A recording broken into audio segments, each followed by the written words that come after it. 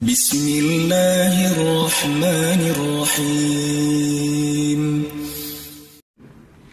Baik, di umur 12 tahun, pernah satu waktu Abu Thalib ini mau ke negeri Syam, urusan dagang.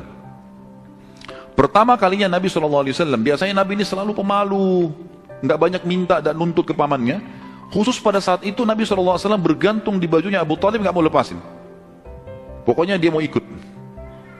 Abu Thalib heran, nggak pernah Nabi SAW berperilaku begini. Musyawarah sama istrinya, nggak pernah Muhammad begini. Kenapa seperti ini? Pasti ada sesuatu gitu. Maka setelah musyawarah, kayaknya dibawa aja deh. Dibawalah ke negeri Syam.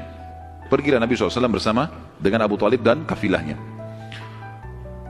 Pada saat mau tiba di negeri Syam, sebelum tiba di negeri Syam, kafilah ini melewatin sebuah gereja, teman-teman sekalian. Dan di situ ada satu pendeta bernama Bahira. Dan ini riwayat Bukhari Muslim menceritakan masalah itu ya.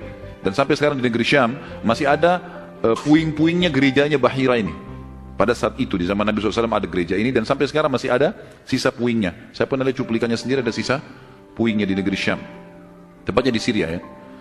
Kemudian teman-teman sekalian, pada saat melewatin kafilah ini melewatin gereja, si Bahira ini, kepala pendeta di gereja itu, memang lagi nunggu informasi tentang Nabi terakhir nih. Dia ngeliat-liat di jendela gerejanya, setiap kafilah lewat dilihat sama dia, terutama yang dari Jazirah Arab. Waktu secara kebetulan dengan hikmah ilahi lewat kafilahnya Abu Thalib, dan kafilah ini agak berbeda dengan yang lainnya. Kafilah itu berarti 3 unta ke atas ya, baru dinamakan kafilah. 3 ekor unta ke atas baru dinamakan kafilah. Waktu lewat kafilah Abu Thalib ini, ada awan yang menaunginya. Beda dengan kafilah lain, padahal lagi terik matahari. Dan tidak sengaja kafilah Abu Thalib istirahat di sebelah gereja, dan ada pohon-pohon kurma yang berderet, itu semuanya seperti menundukkan daun-daunnya ke kafilah itu. Pendeta ini perhatikan. Kafilah tanya ini, kirim satu orang, tanya mereka kafilah dari mana?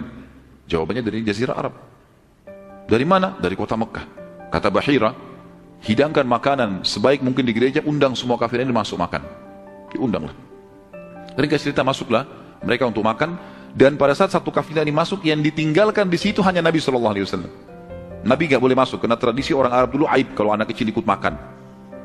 Nanti selesai orang tua makan baru makan. Tapi ini tradisi jahiliyah. Kalau sekarang antum lakukan, antum juga jahiliyah. Makan, kasih anak-anak makan. Kenapa harus disendirikan? Mungkin dia lapar, kesian gitu kan? Baiklah.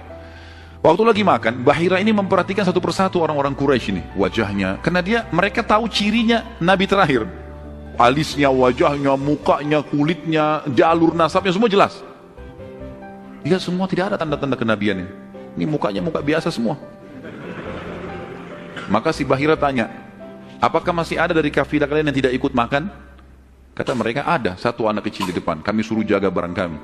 Kata Bahira, boleh saya ketemu? Oh silahkan. Mereka lagi asyik makan. Bahira keluar menemui Nabi SAW. Nabi lagi duduk di bawah pohon. Lalu Bahira memanggil dia, mengatakan, hai anak kecil, ikutlah dengan saya. Kafilahnya disuruh jaga oleh beberapa pegawainya Bahira ini. Masuk di satu ruangan di gereja. Kemudian Nabi SAW berdiri lalu kata, jadi orang Mekah begini teman-teman, di Mekah itu ada patung namanya Lat dan Uzza.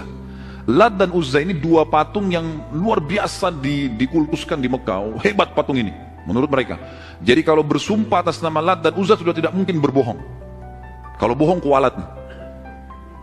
Maka pendeta ini tahu Bahira. Dia bilang, hai anak kecil, saya akan bertanya kepadamu atas nama Lat dan Uzza.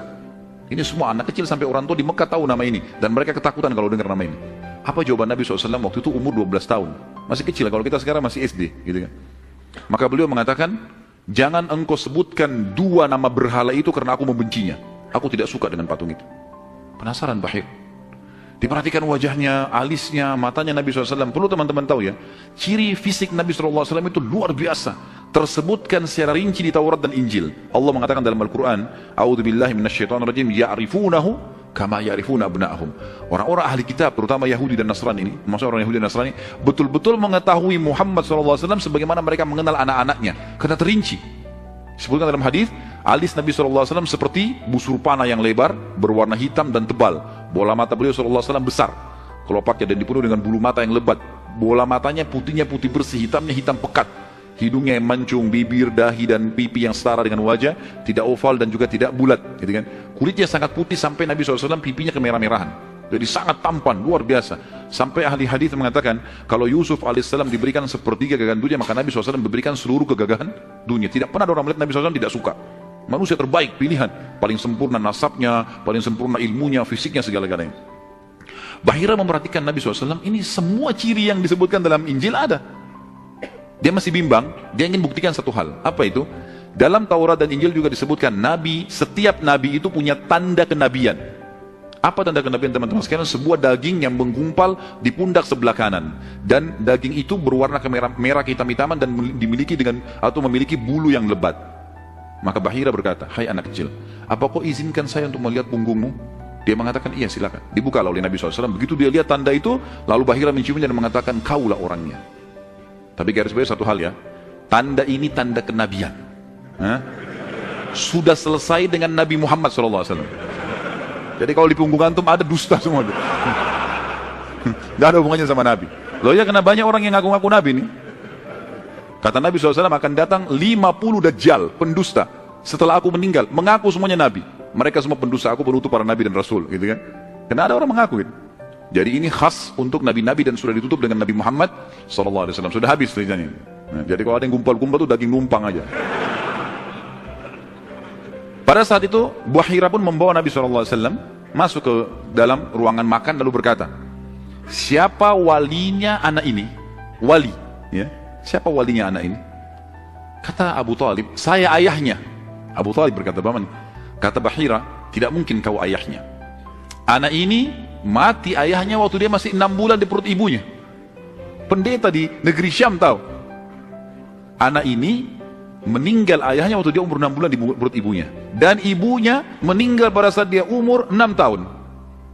Serta dia dibina dan dididik. Dibina itu maksudnya dikasih, kalau bahasa Arab itu bina itu berarti seperti bangunan itu dibanguni, dididik, dibesarkan dan seterusnya oleh kakeknya sampai umur 8 tahun. Dan kalau kau benar kerabatnya, kau adalah pamannya.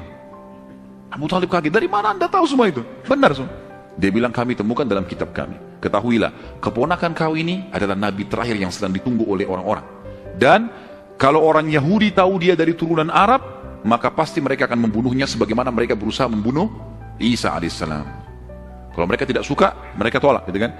Maka jangan bawa ke negeri Syam, bawa pulang ke Mekah segera. Akhirnya dibawa pulang Nabi SAW ke Mekah pada saat itu.